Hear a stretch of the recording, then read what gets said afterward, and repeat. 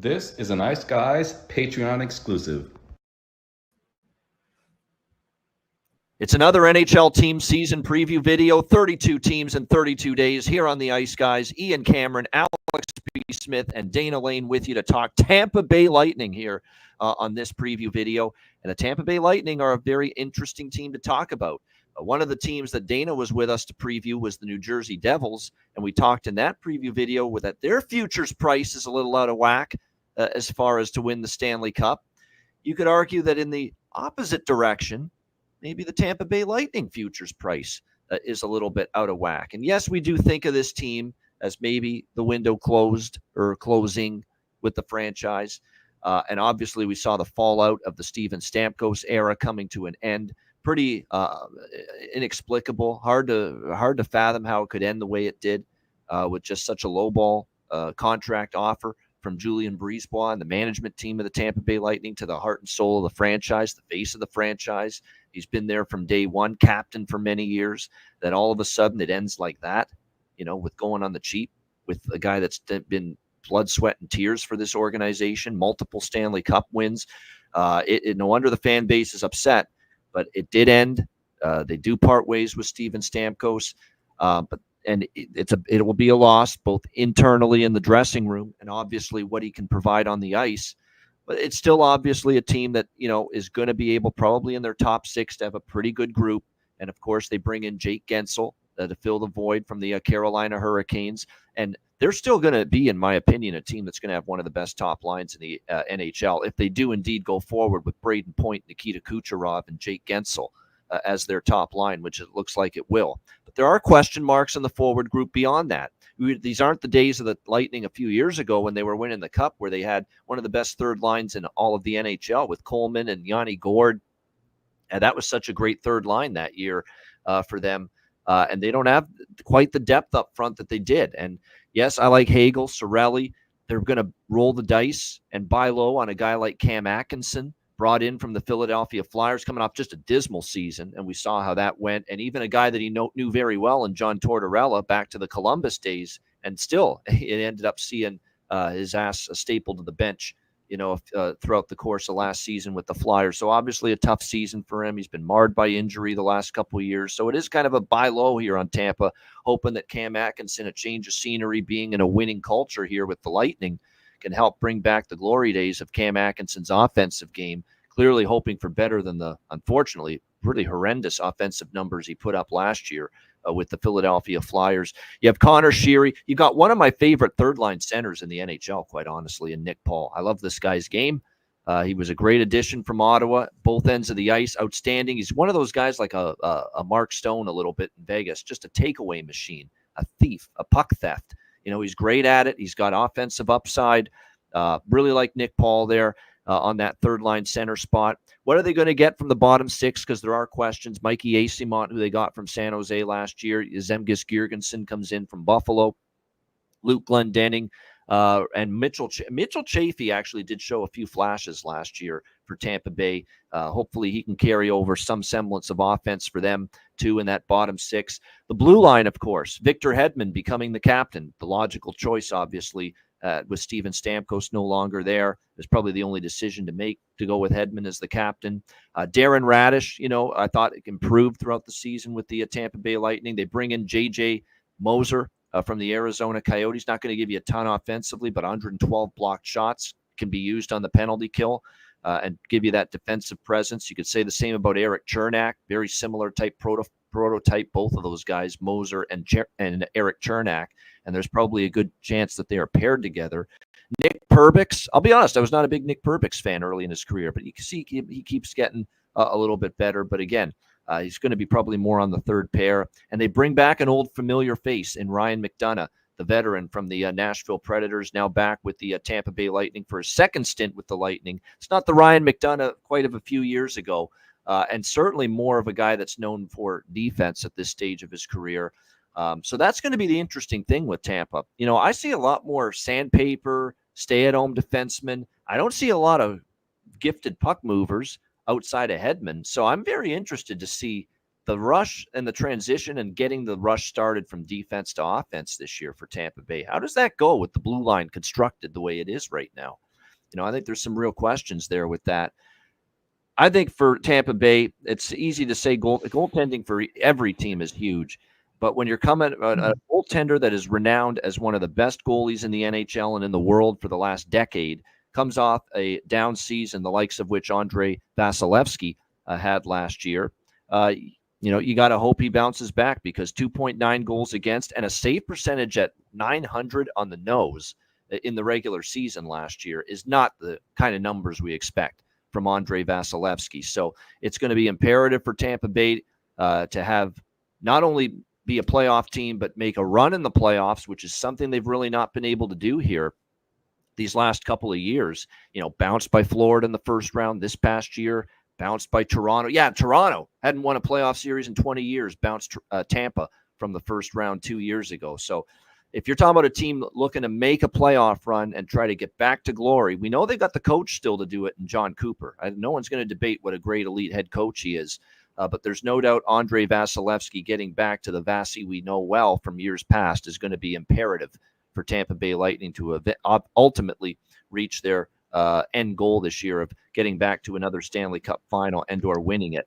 I think when you look at the Tampa Bay Lightning here this season, from a value standpoint, am I thinking Tampa Bay's winning the cup this year or going back to a Stanley Cup final this year? No.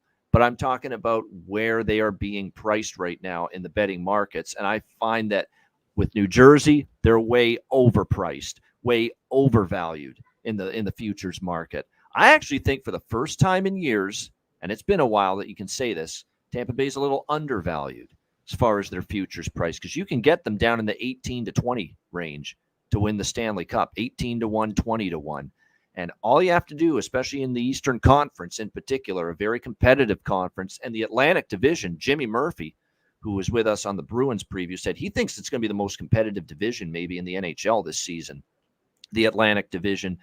All you have to do is get in, and you could maybe make a run at it. So I think for the first time in years, there's a little value with Tampa, and I did grab a little 18, 20 to 1 in that price range on Tampa Bay to win the Stanley Cup. Again, am I sold 100% on them getting there? No, but I just think from a value standpoint in the futures market, for the first time in a while, there is some on Tampa Bay in that 18 to 20 range for Stanley Cup futures. Alex, Tampa Bay Lightning.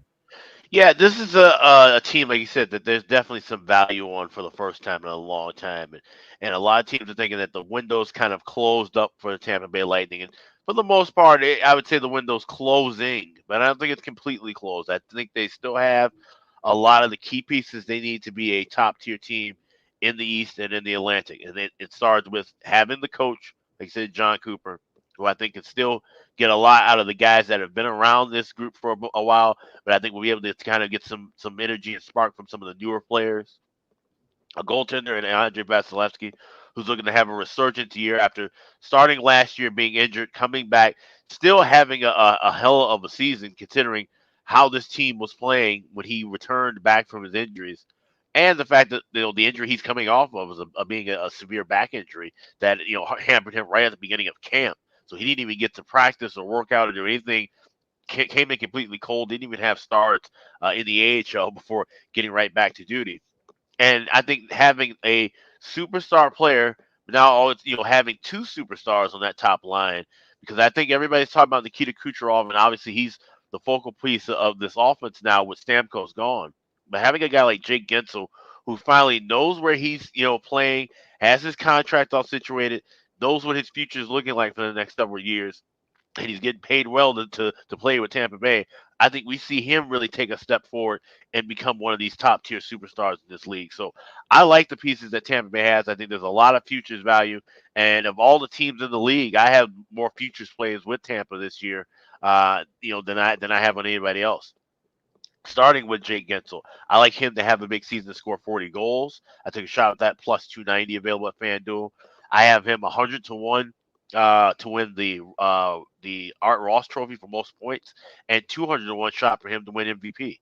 I think with Nikita Kucherov, his numbers are way overvalued or overpriced. Everybody's looking at him being the guy to just get all the points and all the scoring and all the goals. I think there's nowhere to go but down for him this year. It's got to right. be with the season. And his presence is going to open up a lot of scoring chances in given games for Jake Gensel. I think Gensel is going to be the recipient of Kucherov playing well and Point playing well. So he's going to be the guy that gets fed a lot of those goals. And I think those numbers are great value to have in pocket. We won't be seeing 100 to 1 and 200 to 1 come November, December if all of a sudden Gensel's leading the league with 12 goals, or 20 points heading into, mid-November.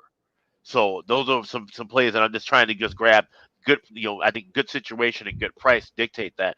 But looking at John Cooper for Jack Adams at 20 to 1, because I think this team could do enough to where, as competitive as the Atlantic Division was, even last year with Vasilevsky missing time and Jonas Johansson having to play 25, 26 games, this team was only 8 points behind Florida in the Atlantic Division and finishes a playoff team. At plus 430, I'm taking a shot at them to win the Atlantic.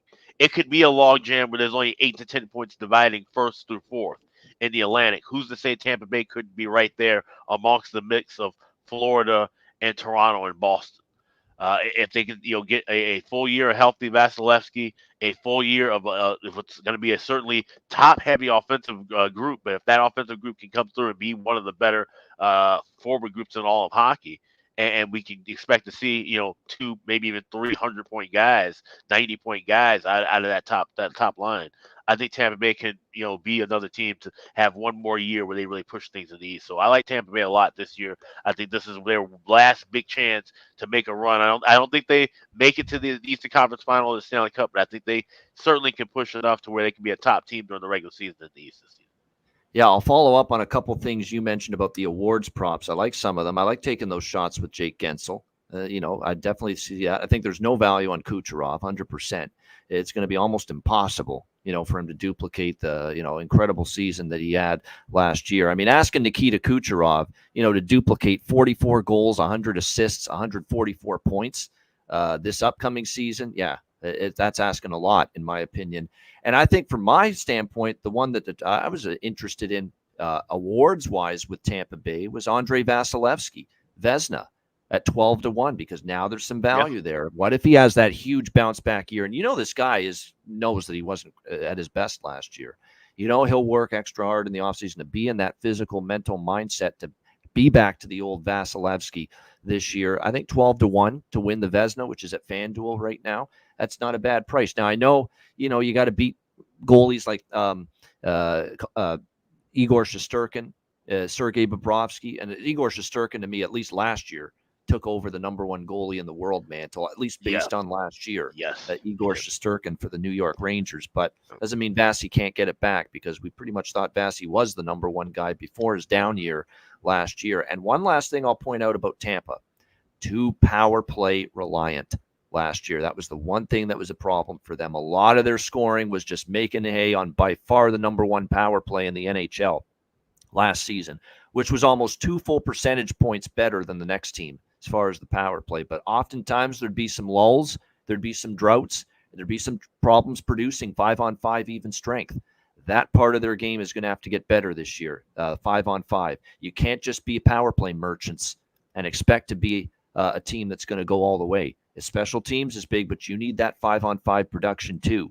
And too much, we didn't see it last year from the Lightning, who were still a top 5 team in the NHL in goals per game last year, 5th in the NHL goals for, but they fell all the way to 23rd last year in goals against per game, part and parcel with obviously the down year it was for the all-world goaltender, Andrei Vasilevsky. Dana, your thoughts on the Tampa Bay Lightning? Yeah, you hit it right on the head as far as their special teams is concerned. I mean, that was absolutely what they relied on, because outside of that, if you look at their shots generated per game, 5-on-5, not very impressive. So very much a team that relied on their special teams. But I would say this as far as, are they going to move up, not only in the Eastern Conference, but really in the Atlantic? And I think the Atlantic is really where their problems start. They have played really well against just about everybody else except the teams in their division. They're 2-6 against Florida last year, and over the last 2 seasons, they're 4-15 against Florida, Detroit, Buffalo, and Ottawa. You cannot be 4-15. I mean, you can against Florida, but not the rest of that group. And just 11-23 over the last or they were 4-15 last year, and then 11-23 over the last 2 years. So, yeah, if they make the postseason, then they're facing the aspect of their organization that struggles, and that is within their division. They're going to have to win out of their division. They're 20-35 against division teams overall, if we're including Montreal in that. That's just not good enough to get out of that. And then, of course, you got 40-goal scorer Steven Stamkos on his way to Nashville. And as far as, and Alex, you brought up Jake Gensel. I mean, if he's a 40-goal guy, I think that they're in business. I think they can overcome Boston. I am not as high on Boston, unfortunately for me, considering I'm a fan. But I think I can see a scenario where they leapfrog Boston. But Gensel is going to have to be the catalyst to get them to that point. And defensively, I love Ryan McDonagh. I think he's a really good. He's going to be a really good left-handed defenseman. He's a guy that you can rely on for 20 minutes a night. You can put him out there with Chernak. And, oh, by the way, Chernak's going to be a guy that you're going to have to rely on to actually fit into this system. I've watched him in a Tampa Bay uniform, and I think a lot of people around the organization would say, yeah, it's not really a guy that has given back to us what we thought that he would. And hopefully that's going to change this year. But at $5.2 million, I don't think he's playing at that level. 4 years left on his contract. He's got a no trade clause. I think there is some issues as far as back end guys that really need to start finding their way in this organization. But again, I don't know how many moves they're going to be able to make where they are right now as far as up against the cap. But look, you guys have pointed it out. It really comes down to Vasilevsky. If Vasilevsky can become anything close to what he was prior to the injury or anything at his peak, they're going to do well. And they are going to make the postseason, even if he's a guy that, say it's at 91.5 save percentage, say he's, a guy that's got a, 2.5, maybe 2.6 goals against. That's good enough to get them into the postseason with the amount of offensive threats that they have, their ability to carry the puck, which is, of course, is going to take a lot of pressure off of him. But again, I think this really comes down to Gensel. I think, Connor Sherry is a guy that they look for veteran leadership. I don't know if they've gotten that from him. Maybe with Gensel coming there, maybe rekindling that relationship, maybe you start to see that situation getting better. And then, you pointed it out, Ian, with, guys like Mitchell Chaffee. I mean, a guy that you really want to see, start moving forward. And what has been so great about Tampa Bay in their fantastic run as an organization is their ability to just kind of, you had your top six, you had definitely your top three, but those bottom six guys, it was always plug and play. And you just kind of found these great players that you could put on the ice for 15 to 18 minutes. And John Cooper wouldn't even blink an eye. I mean, the idea is to roll three lines out there and be confident about it. I don't know if they're at that point right now where that's, even coming close to that confidence level. But certainly how that top line produces, certainly specifically how Jake Gensel produces, will go a long way to allowing him to have confidence in that bottom six, because he knows that top six is going to be able to take the offense and either come back in games or put them ahead in games. That has been what's so great about Tampa Bay over a long period of time, is the fact that, man, you had great players. And when we talk about all these teams and we do these previews, there are the teams that you have to cross your fingers with and hope that guys have career years or match what they did, or you have the teams that are like, yeah, here's your top six that is as good as in the league. And I think Tampa Bay has that. It's really about what they're going to do defensively. It's a health of Vasilevsky, and really what their bottom six is going to be. And by the way, they're under $1 million in cap space, so that's going to be a hindrance perhaps at some point this year. Yes. Yeah. No doubt about that with the cap space, the fact that they're so up against it. And that's a product of them contending for Stanley Cups for the last, 8, 9, 10 years. Eventually it's going to add up, and you're going to be up against it from a salary cap standpoint when you're a year in and year out perennial contender like the Tampa Bay Lightning have been. There's no doubt. The keys to me are 5-on-5 offense has to be better. I think the power play will still be top. I don't know about number one again. It's always hard to duplicate it. You've got other teams that are going to have good power plays, but they're at the very least a top 3, top 5 power play probably again this year, the Tampa Bay Lightning. But 5-on-5 offense has to get better. I think, look, the key, you mentioned the blue line too. We love Hedman, but who's going to become a very good defenseman? They've got a lot of solid, average defensemen with Radish and Perbix and, Chernak and all these guys they've got there now on the blue line. McDonough, I think, is just a little above average now compared to earlier in his career. Who's going to make that leap on the blue line? That's significant because they got a lot of decent defensemen. I don't see anyone that's really, really great, awesome on that blue line. Perbix better be a guy. Yeah. Perbix better be a guy that makes that jump because they made the choice to allow Hayden Fleury to go to Winnipeg when a lot of people thought maybe that wasn't the right choice. So as far as defensive depth is concerned, he is really the guy that I would circle to say, you have to be much better this year. And of course, Vasilevsky's the other. It's imperative, of course. He's back. And I mentioned it too in the Chicago preview and a couple other previews before. But there's some goalies I think that could be moved. During the deadline, I think Tampa Bay would actively be looking to try to find. Especially, we don't know what we're going to get from Jonas Johansson in his second year. Not only did he play the most games of his career last year, he ended his season with tearing his quad and having that repaired in the offseason. So this is a guy who does not have good numbers in the NHL, coming off of a fairly serious injury for a goaltender. Is he going to even be ready to be that number 2 guy to even spell Vasilevsky out of 20 and 25 starts? That may not be the case. So I wouldn't be shocked if we see a Peter Mrazek, a guy who's with a struggling team who's a veteran. There's some kind of move or deal that gets done where Tampa Bay looks to try to get somebody in to even just give Vasilevsky a rest down the stretch, a capable enough goalie to carry them the way if they still are in a position where they have a playoff spot already locked up. Give Vasilevsky rest, and you have a veteran backup to carry you down the stretch. Yeah, it's a good point. And another thing that should benefit Vasilevsky, you're right. This is now 2 years in a row, Alex, and we've talked about this all the time. The grind of going to September in training camp all the way to June when you win a Stanley Cup or are in the Stanley Cup final is now 2 years in a row bounced in the first round by Tampa Bay, by Toronto and Florida. They've gotten a full off season, a rest. Do your training in the off season, be at full energy and full steam for the upcoming season, and that should be a benefit now for Vasilevsky. Fatigue should not be as big of a factor for him going into this season. That's a note I want to listen to and keep an ear out for.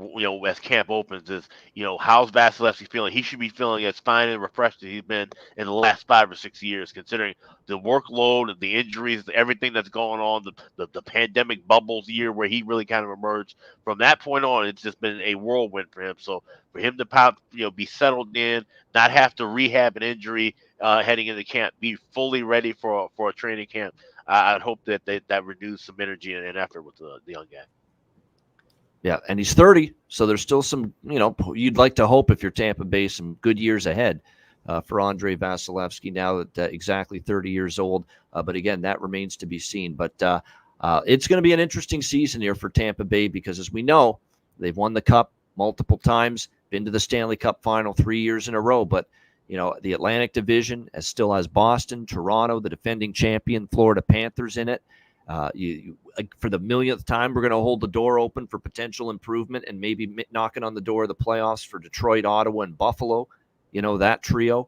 Montreal, I think is going to be a tougher out this year as well. I mean, so that entire Atlantic Division, is going to be not as easy to go through for Tampa Bay this season or any team playing in that division. So fascinating team to watch, but I do think there's finally some value with their futures price this year going into the season. Great stuff with Alex B. Smith and with Dana Lane. I'm Ian Cameron. This has been your Tampa Bay Lightning season preview video. 32 teams in 32 days rolls along right here on the Ice Guys.